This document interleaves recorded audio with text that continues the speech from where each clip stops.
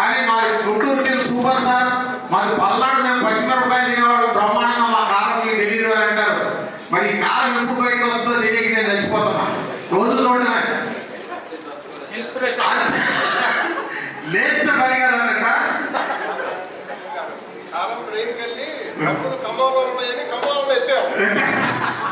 ఎట్లా చెప్పండి సార్. కానీ ఒకటైతే నిజం, అక్కడ ఇక్కడ ఎక్కడా అని కాదు, అక్కడ మనం ముందు స్టార్ట్ చేసాం. పల్నాడుకు వచ్చి ఎప్పుడైనా లేట్గా ఉంటుంది. నేను బిజినెస్ చేసేవాడిని, ఖమ్మం జిల్లాలో 5 సంవత్సరాలు వర్క్ చేశాను. ఎప్పుడు కూడా కొంచెం లేట్గా స్టార్ట్ అవుతుంది. లేట్గా స్టార్ట్ అయిన తర్వాత లేటెస్ట్గా ముందుంటారు. దాంట్లో ఎటువంటి డౌట్ లేదు. కాకపోతే ఈ రోజున అన్ని ఏరియాల్లో కూడా మనం స్ప్రెడ్ అవుతున్నాం, అన్ని ఏరియాలో కూడా మన జెండా ఎగరవేస్తున్నాం. కానీ మొదట ఎవరైతే స్టార్ట్ చేస్తారో, ఎస్టాబ్లిష్ చేస్తారో, వారు మిగతా వారందరికీ కూడా ఆదర్శవంతంగా నిలబడతారు అని చెప్పడానికి ఈ టీమే ముఖ్య సాక్ష్యం అది. సో వీరి గురించి శ్రీనివాస్ నాయుడు గారి మాటల్లో విన్నాం. సార్, మీకు మాట్లాడే అవకాశం ఇవ్వట్లేదు, ఏమనుకోకండి. మీ తరఫున శ్రీనివాస్ నాయుడు గారు మాట్లాడతారు. ఈరోజు సన్మానగ్రహీతులైన కటిక రాంబాబు గారు, భాస్కర్ గారు, బంధం శ్రీనివాస్ గారు, సోన సుబ్బారావు గారు, బంటి రామకృష్ణ గారు, నేను వాస్తవంగా మన గుంటూరులో స్టార్ట్ చేసినప్పటికీ ఖమ్మం జిల్లానే మనకి ప్రేరణ. ఎందుకంటే అక్కడ జూమ్ మీటింగ్లో అటెండ్ అవ్వడానికి కానీ, లేకపోతే వర్క్ చేసే దాని విషయంలో మన ఎలక్షన్స్ ఎట్లయితే చేస్తామో ఆ విధంగా ఎంతో కమిట్మెంట్తో చేశారు.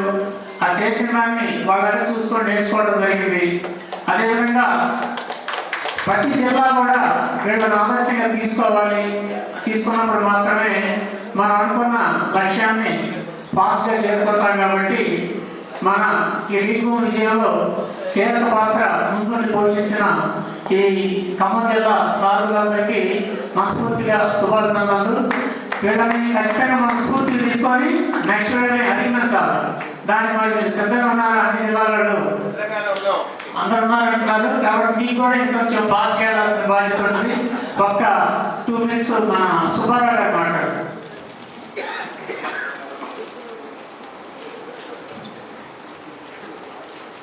సభాధ్యక్షులు పెద్దలు, రియల్ భూమ్ సృష్టికర్త శ్రీనివాస నాయుడు గారు, రోహిత్ గారు, అలాగే వెంకటరత్నం గారు, వేదిక పైన ఉన్న పెద్దలు, పేరు పైన అందరికీ, ముఖ్యంగా మన రియల్ భూమ్ ఆస్థాన గురువు మహేంద్ర గురుజీ గారికి, అలాగే సభకు హాజరైనటువంటి అందరికీ కూడా పేరు పేరున ధన్యవాదాలు తెలియజేస్తున్నాం. ఈరోజు నేను ఎక్కువగా విషయాలు మాట్లాడను, చాలా సంతోషంగా ఉంది. రియల్ భూమ్ కాన్సెప్ట్ గురించి మొదట నాకు సరిగ్గా తెలుసుకోలేక నేను రోహిత్ గారితో మాట్లాడాను. రోహిత్ గారు నాకు దీని మీద వివరణ ఇచ్చారు ఫోన్లో పర్సనల్గా. తెలుసుకున్న తర్వాత అప్పుడు నేను జూమ్ మీటింగ్లో రమ్మన్నారు. ఇంకా ఏమైనా నోట్స్ ఉంటే జూమ్ మీటింగ్లోకి వచ్చిన తర్వాత అన్ని సందేహాలు కూడా అన్నిటికీ సమాధానాలు వచ్చేసాయి. ఇంకా మళ్ళీ ఫోన్ చేయాల్సిన అవసరం రాలేదు. వెంటనే ఆ తర్వాత పనిలో దిగిపోయాను. అయితే నేను ఈరోజు అందరికీ ఇక్కడ చెప్పేది ఏంటంటే, దాదాపు ఇక్కడికి వచ్చినటువంటి 99 మంది, 199 మంది కూడా టీమ్ లీడర్సే ఉంటారని నేను అనుకుంటాను. అందరూ టీమ్ లీడర్సే. కాబట్టి దీంట్లో ఉన్న కాన్సెప్ట్ ఏంటంటే, టీమ్ లీడర్ అనేవాడు, నాయకుడు అనేవాడు ఎలా ఉండాలంటే, తన వెనకాల తన తోటి సహచరుని వీళ్ళని నడిపించే దాంట్లో చాలా అగ్రెసివ్గా ఉండాలి. అంటే తనకు అన్నీ తెలుసుకుంటారు, తనకి అన్ని విషయాలు తెలుసుకుంటారా. ఒకవేళ తెలిసి లేకపోతే తను తెలుసుకొని వచ్చిన తర్వాత వాళ్ళకి తెలియజేయాలి. తను పని చేయాలి. తను పని చేస్తూ, ఒకవేళ తను పని చేస్తూ ఆ పని ఎలా చేయాలో కూడా వాళ్ళకి వివరించాలి. ఒకవేళ వాళ్ళలో టీం లీడర్గా ఉన్న తను తన వెనకాల ఉన్నటువంటి టీం ఎవరైతే ఉన్నారో వాళ్ళకి ఏమైనా విషయాలు అర్థం కాకపోతే, అందరూ ఒకే విధంగా గ్రాస్పింగ్ చేయలేరు కాబట్టి, గ్రహించలేరు కాబట్టి, దాంట్లో ఉన్నటువంటి వాళ్ళని అవసరమైతే డివైడ్ చేసేసి వేరుగా టీం చేసేసి వాళ్ళని మళ్ళీ అదనంగా అర్థమయ్యేటట్టుగా, అర్ధగంట కాకపోతే గంట, గంట కాకపోతే 2 గంటలు, ఆ రోజు కాకపోతే మళ్ళీ తెల్లారి, ఏదో ఒక సందర్భంలో అలాంటి సమయాన్ని కేటాయించుకొని దాంట్లో ఉన్నటువంటి వాళ్ళని ఎడ్యుకేట్ చేసే దాంట్లో లీడర్ ఉండాల్సినటువంటి లక్షణాల్లో మొదటిది. అందుకని మీరంతా టీమ్ లీడర్స్ కాబట్టి నేను ఈరోజు మీరు ఎన్ని చేశారో నాకు తెలియదు, కానీ నేను మొదటి నుంచి కూడా చాలా లిమిటెడ్గా చేసుకుంటూ వచ్చాము. పని చేసేవాళ్ళని ఇందాక మన సారీ ఆ పని చేసేవాళ్ళనే ఫస్ట్ చేసుకుంటూ వద్దాం, యాక్టివ్గా లేనటువంటి వాళ్ళు అనుకుంటూ చాలా స్లోగా నడుచుకుంటూ వచ్చింది.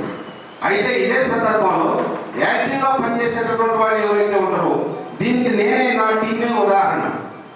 నేను వన్నా శ్రీనివాసరావుని నేను చేర్పించేటప్పటికీ ఒక రకంగా చెప్పాలంటే నేను 10వ వాడు 20వ వాడు 10 తర్వాతనే 20 మధ్యలో చేర్పిస్తే నాకంటే ముందుగా 100 మందిని చేర్పించేసి తన టీము 100 1 10 100 చేసేసి ఆ తర్వాత 200 300 కూడా చేసేసాడు. నేనే వెనకబడిపోయా. అంటే ఇప్పుడు 1000 చేశాడు. అంటే ఇక్కడ దేంట్లో కూడా ఏ సంస్థలో కూడా అంటే ఏ సంస్థ కానీ లేకుంటే ఏ రాజకీయాల్లో కూడా ఎట్లా ఉంటాయంటే మొహమాటాలు, బంధుత్వాలు, ఏదో ప్రేమలు, స్నేహాలు ఇలాంటి వాటితో ప్రమోషన్లో వస్తుంటారు. కానీ దీనికి అలాంటి లేదు.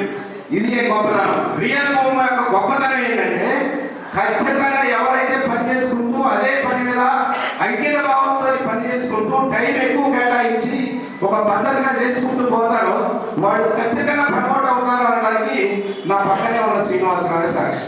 నేను ఆయన కంటే వెనకబడను, తర్వాత చేశాను నేను. అందుకని ఇక్కడ నేను అర్థం చేసుకోవాల్సింది ఏంటంటే మీరు ఈ సందర్భంగా ఎక్కువ టైం లేదు, ఇంకా చాలా మంది ఉన్నారు కాబట్టి దయచేసి నేను అందుకని ఎక్కువ మాట్లాడను. మీరందరూ కూడా టీమ్ లీడర్స్, నాయకులు, లీడర్స్ ఎవరైతే ఉన్నారో లీడర్స్ ఈ విషయాలు గుర్తుపెట్టుకొని ఖచ్చితంగా ఈ స్ఫూర్తిని తీసుకొని వాళ్ళ టీం నడిపించే దాంట్లో ముందుకు పోతే కేవలం టీం బిల్డప్ చేసుకోవడమే కాదు, వ్యాపారం చేసే దాంట్లో కూడా ఖచ్చితంగా అట్లా ముందుకు పోగలుగుతారనేది నేను ఆశిస్తున్నా. ఆ విధంగా ముందుకు పోతారని చెప్పి మన సంస్థ ఇంకా ముందుకు తీసుకుపోవడానికి దాంట్లో అందరూ కూడా భాగస్వాములు అవుతారని, ఇక నుండి కూడా ఈ స్ఫూర్తితోని ఈ రోజు నుంచి ఈ సమావేశ సాక్షిగా ఇంకా ఎక్కువ సమయాన్ని ప్రతి ఒక్కరు కూడా మన సంస్థ కోసం ఎక్కువ సమయాన్ని కేటాయించుకునేటట్టుగా ఆ విధంగా ప్లాన్ చేసుకుంటారని, లీడర్స్ గా అలాంటి ప్లానింగ్ చేస్తారని చెప్పి ఆశిస్తూ నాకు ఈ అవకాశం ఇచ్చిన మీ అందరికీ ధన్యవాదాలు తెలియజేస్తూ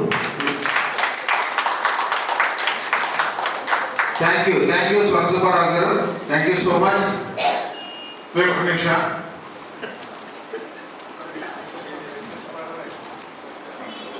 గుంటూరులో ఈరోజు లీడర్షిప్ డెవలప్మెంట్ ప్రోగ్రాంలో ఏర్పాటు చేసిన సన్మాన కార్యక్రమంలో ఈ కార్యక్రమానికి రూపకర్త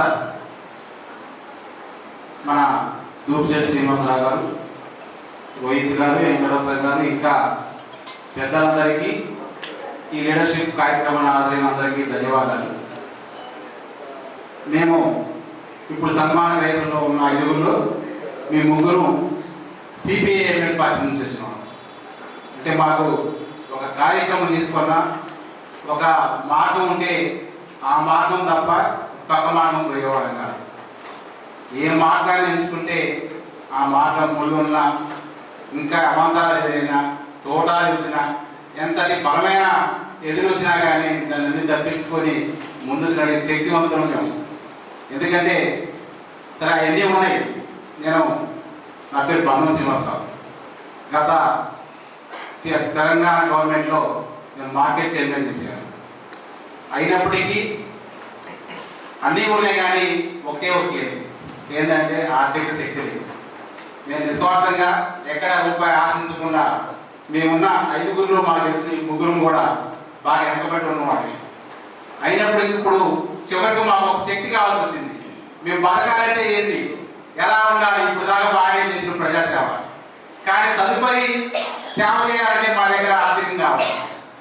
మా మిత్రుడు స్వర్ణసుబ్బారావు గారు ఓ రోజు మీరు కూడా ఆర్థికంగా చాలా ఎదుగుబడి ఉండవు, రియల్ ఎస్టేట్ నీకు కూడా కొంత ఖర్చు ఉంది, ఒకసారి రండి అని చెప్పేసి రామకృష్ణ కంపసాటి కన్నా ఈ సుబ్బారావు గారు పిలిస్తే ఇప్పుడు ఆ ఫోటో తీసే బ్రహ్మం మీ ఇద్దరం సరదాగా పోయాం మీటింగ్కి. ఆ రోజు ఏదో భోజన కార్యక్రమాన్ని ముగించుకొని వెళ్ళాం.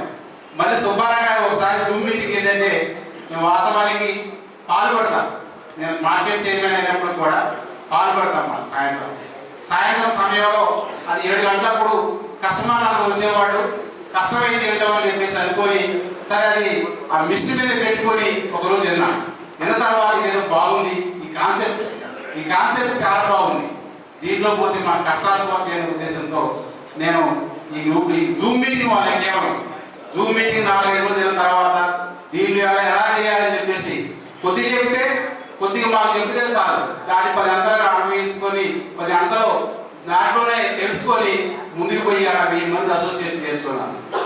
దీని రూపకర్త శ్రీనివాస నాయుడు గారు ఇందా చెప్పారు, అంటే దెబ్బతిన్న పులి, ఎందుకంటే తను చేసిన రంగంలో అవమానించారు. ఇందాక చెప్పారు ఆయన ఉపన్యాసంలో, ఇప్పుడు కూడా ఏం లేదు. నేను ఒకళ్ళ దగ్గర పని చేస్తే నాకు 2 కోట్లు రావాల్సింది, వాళ్ళని లెక్క చేయకుండా హేళన చేస్తే నేను మళ్ళీ తిరిగి మీ అందరికన్నా గొప్పగా శక్తిగా తయారై వస్తాను ఛాలెంజ్ చేసి మనసులో ఛాలెంజ్ చేసుకొని వచ్చి ఇవాళ మనందరినీ కూడా శక్తివంతులు, తనతో పాటు తన టీంని శక్తివంతులు చేసుకొని వాళ్ళే మళ్ళీ శ్రీనివాస నాయుడు గారి దగ్గరికి వచ్చే విధంగా శాస్త్రాలనే ఆలోచనతో ఉన్నారని చెప్పేసి వస్తారని చెప్పేసి ఆశిస్తున్నాను. గతంలో మార్క్సిస్ట్ ఉన్నారు, వాళ్ళు కమ్యూనిస్ట్ పార్టీలకి ఇవాళ ప్రపంచంలో అందరికీ ఒక రూపకర్తలు, కానీ మనం ఇలా ఆర్థికంగా బలహీనంగా ఉన్న వాళ్ళందరికీ కూడా మనకే శ్రీనివాస నాయుడు గారే మార్క్స్, శ్రీనివాస నాయుడు గారే ఎంగిల్స్ మనకి, ఎందుకంటే అన్నం పెట్టేవాడు ఎవరైతే వాడే మనకి మార్క్స్ ఎంగిల్స్.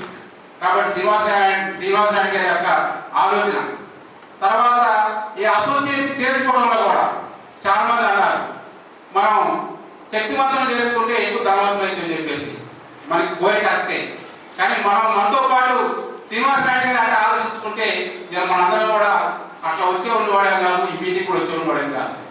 తన యొక్క ఆలోచన నేను గ్రహించాను. ఫస్ట్ 100 కావాలంటే వెంకటరత్న గారు వచ్చారు, తర్వాత ఎవరు నిన్న ఆలోచన వ్యతిరేకించారు, ఎవరు పడితే వాళ్ళని తెలుసుకుంటే అట్లా చెప్పేసి. కానీ అప్పటికే శ్రీనివాస నాయుడు గారి యొక్క ఆలోచన కూడా అదే ఉంది, ఆటో వాళ్ళని తెప్పించుకుంటాం. దాంట్లో 92 వస్తువులు మనకి రాబోతున్నాయి, దాంట్లో రీఛార్జ్ ఉంది. ఆటో వాడు రీఛార్జ్ ఉన్న ఆ కస్టమర్లో ఉన్నవాడికి రీఛార్జ్ అయిపోద్ది, ఆ రీఛార్జ్ చేస్తారు మన అసోసియేట్ అయితే, ఆ కమిషన్ కూడా మనకు వస్తుంది కదా. అట్లా ఎవరైనా కానీ ప్రతి ఒక్కరు అసోసియేట్ అయితే మన 92 వస్తువులు ఒక రియల్ భూమే కాదు, ఆ 2 వస్తువులు కూడా అన్ని కూడా అమ్మితే మనకు వచ్చే లాభం కూడా మనకు వస్తుందని చెప్పేసి ప్రతి ఒక్కరిని జాయిన్ చేయించుకొని